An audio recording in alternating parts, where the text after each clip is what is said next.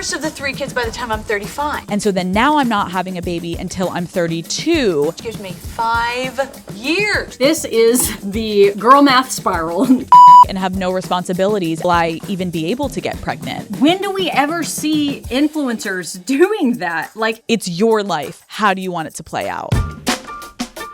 Recently, Alex Cooper of Call Her Daddy podcast fame has talked about going off of birth control and some of the symptoms that she experienced after that. We're going to go through her discussing that today. So I'm really interested to watch this. I don't know a lot about Alex Cooper except what I just read to you that Karen wrote for me. I do think that it's probably going to be a very interesting discussion. Shortly after our wedding, I went off birth control. I really want to talk about that for a second because that was an experience that I was not prepared for. And I know everyone's experience is different. So first, I just want to be clear, like birth control is a privilege. I am so grateful that I was able to be on it. And again, I'm not a doctor. I am not advocating for anyone to go off of it. I just want to explain to you what my experience was. Okay, I am so appreciative that she approached this topic like this. When do we ever see influencers doing that? Like, I don't know anything about her. I don't even know what she talks about or who she talks to, but that is the responsible way to discuss having a negative experience with birth control. A personal experience is not something that you should use to scare other people out of medications they might need. Everybody is different, right? So I used to love being on hormonal birth control. Like in the past, I used to say like, I'm going to be on this until I die. Someone's going to have to pry it out of my cold menopausal hands. But now I prefer not to be on hormonal birth control because at this point in my life and how I feel on it versus off it, I prefer to be not on it. Like there have been points in my life where it was my favorite and now not so much. Like everybody's different and yeah. I had been on birth control since I was 16 years old. And so when I was about to go off the pill, I started talking to my friends around me about their experiences, and every single one was varied. For a few of my friends, they went off the pill and it took over a year for them to get their period back. For some others, it only took a month and then their body was just like basically back to normal. There is just like really, it feels like no way to know. Yeah, that's an excellent point. So when you come off of contraceptive pills, especially if you've been on it for a long time, most people will immediately go back to ovulating and having regular cycles. Some people, it will take a long time to get their normal cycle back. For the average person, that's not a whole year until they have a period. That would be pretty outside of what we see typically. And certainly that's something that they should be going in to talk to a healthcare professional about. Most common is you immediately go back to ovulating in normal cycles, no matter how long you've been on it. Second most common is that you just have like really long periods of time between your cycles because you have a bit of delayed ovulation and that gradually decreases. Usually by about 6 months off of it, people are having normal monthly cycles or whatever their cycles were like before they went off of it. But I would say 50% of people immediately back to normal cycles. The other 50%, most of those by 6 months are going to be having,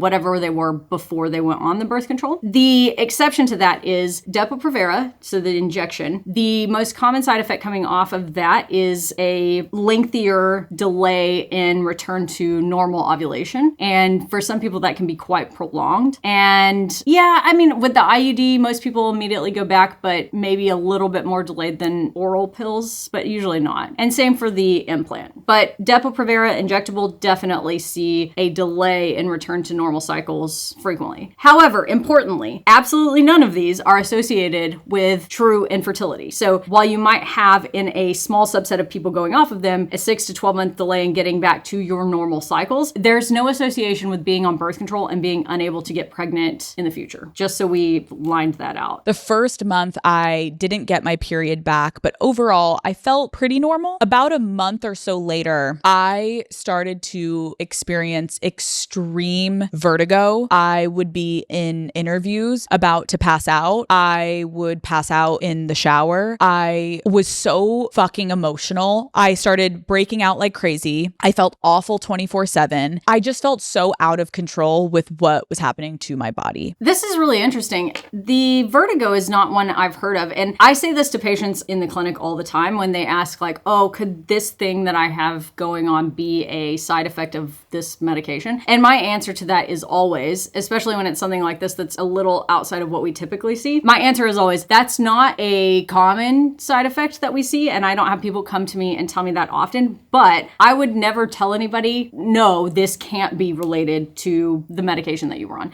So vertigo after you've come off birth control is not one that I've heard of, but again, I would never tell someone it's not related, especially because she's also experiencing this like physical feeling of her body re-regulating. One of the things I do want to point out is that a lot of times, and she sounds like she was on this for contraceptive purposes, but we do use hormonal contraception to treat various PMDD, PMS type disorders. And this can be something that people maybe weren't diagnosed with and got on birth control for another reason, but it was treating those symptoms. And then when you come off of it, you experience it. I'm not saying that's what Alex has going on, but it could be that there's an underlying issue that was being helped by the contraceptive pills. Alternatively, and what it sounds like she's attributing it to, is that her body was used to having this very steady state of hormones that hormonal contraceptive offers, particularly if you're taking it continuously, like not doing the sugar pills or taking a week off. And then when she went off of it, those fluctuations get a lot bigger because you're back to this normal cycle here. You can only see half of that, sorry. And it feels different, and your body needs to acclimate and get used to being back on a physiologic hormonal fluctuation, if that makes sense. All of the questions any woman would start to think were running through my head. I'm fucking Googling everything. Obviously, the biggest one being like, am I fertile? Will I even be able to get pregnant? And I just started spiraling and assuming the worst, as we all do. Super, super common that the first thing people go to if they're having any symptoms after they go off birth control is, oh my gosh, I'm not going to have ability to get pregnant. And that's a normal thing. Like, this is normal. People worry about this all the time. And I'm not saying this because I don't think she should be worried about it. This is very normal. But I do want to once again reiterate, there are no hormonal or other contraceptive options available on the market that have associations with infertility. They have been extensively studied and they do not cause infertility. Just okay, I don't want this video to be forever long, but I will say one more thing on this, that while it is common that people worry about this and make a association, because in a timeline of your life, it's associated because you go off of it when you're trying to get pregnant, and then when you can't get pregnant, you go, oh, maybe it was that birth control pill.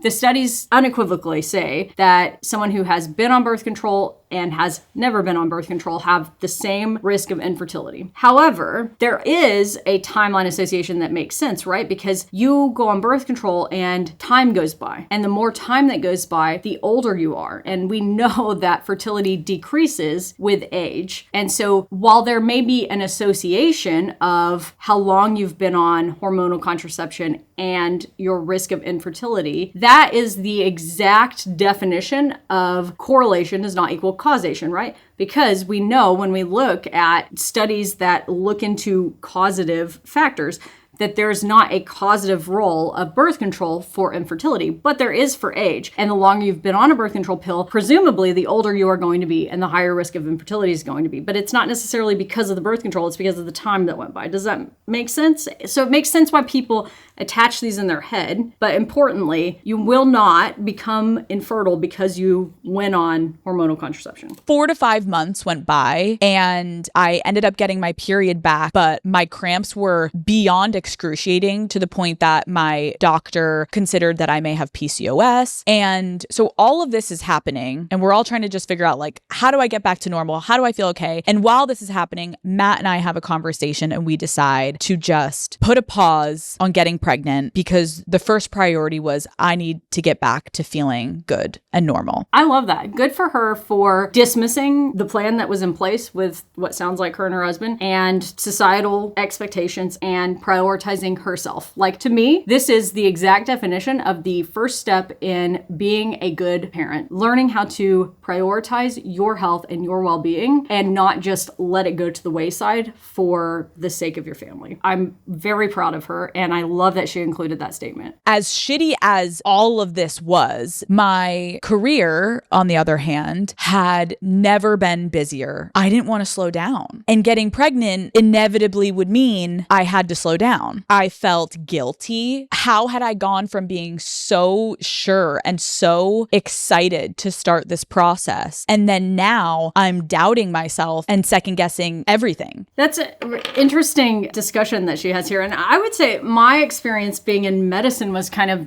the opposite, where I was being told by, in general, society is telling you, oh, you're 30, you should be having a baby now. You're 30, you're married. When are you going to have a baby? Everybody's asking you. And my experience in medicine was that, one, it was weird that I was getting married before I started medical school in general. And most of my classmates were not married. And I was young. I was only 22. And then it was, I knew I wanted a family, and I knew I didn't want to wait 10 years to start a family. And so we intentionally, with the help of fertility medicine, got pregnant when I was a medical student, and the twins were born in the middle of my 4th year of medical school. And at that time, I was kind of facing the opposite thing, where normally in society there would be saying like, oh, it's been 3 years, you've been married, are you gonna have a baby? And everybody around me was saying like, why would you have, like, you don't have a baby, like you can't have a baby and go to medical school, you can't get married and have a baby and go to residency, especially not a surgical residency that requires so many hours.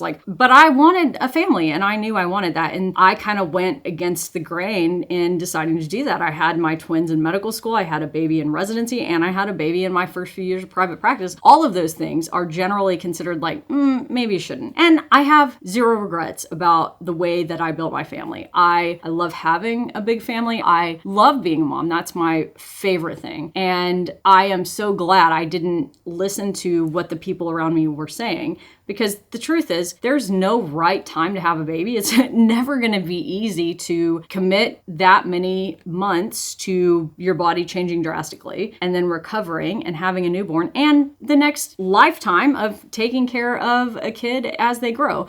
This is a huge responsibility, and there's never going to be a right time. And so for me, you know what? I can pick out a few times that would be worse for me in transition periods that I know will be harder because I know myself. But the right time is when it's right for me. And it sounds like that's where she's getting to with this discussion of she thought that it was time for her. And then when she went through all of this, she's like, it's not. But society's still telling me it should be.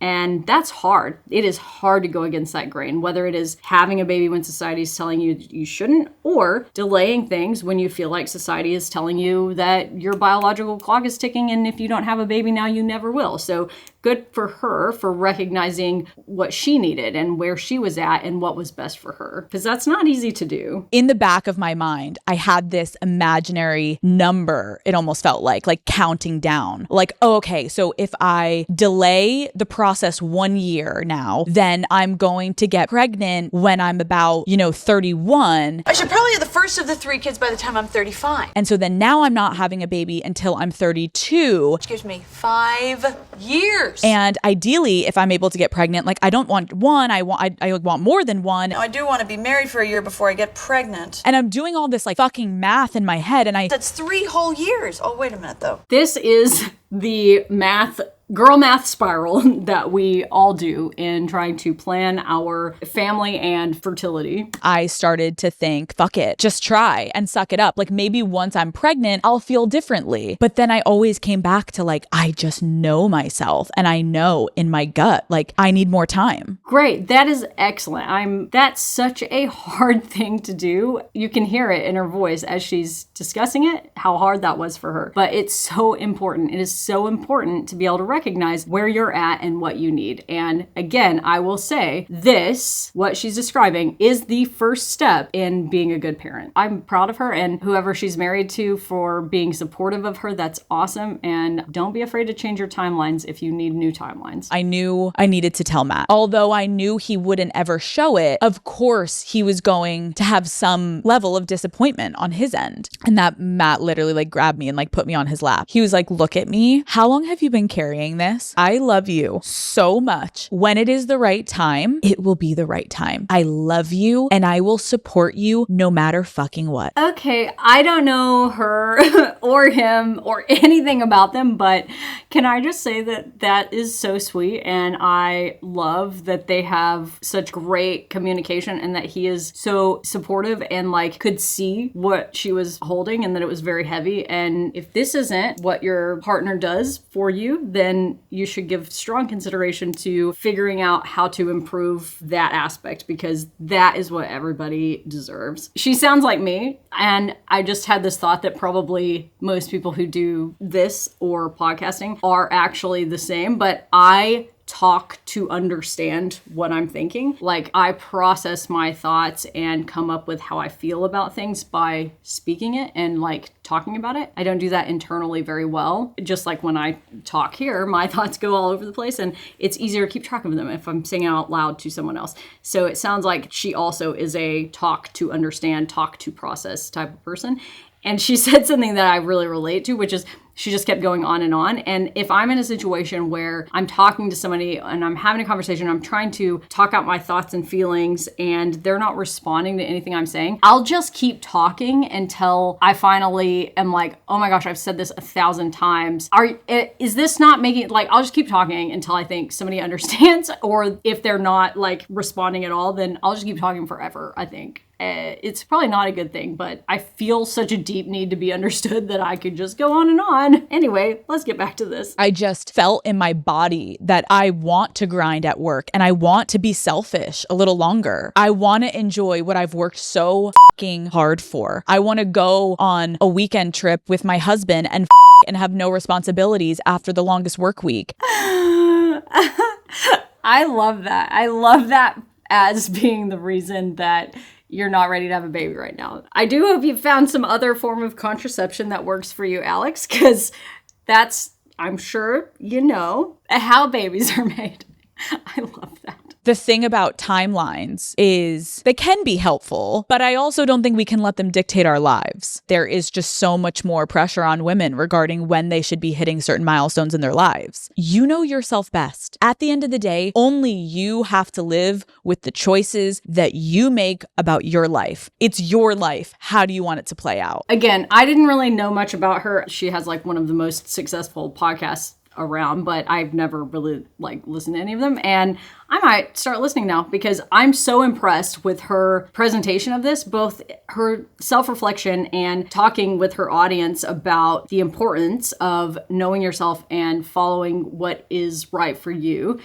And most importantly for me and what I do on the internet, her presentation of this as being like, listen, I had a bad experience with this, and I'm not saying that you shouldn't be on birth control because I had a bad experience. Everyone is different. I just want to talk about like my own experience and my story. And that is such a responsible way to do this. And you never see that. You never see that with influencers. Like the way this is always done, especially with big influencers, is in a very like explosive way to get clicks and make people like just real fear mongering. And I'm proud of her. I love that. I love that she presented it like this, and I have only good things to say. Most people, when they got birth control, will do just fine. Some people will have bad experiences, and some people will be much happier off of it. It's impossible to predict. Almost always, whatever you experience will be self-limited, meaning it goes away over time. And definitely, we do know that hormonal contraceptive does not cause infertility.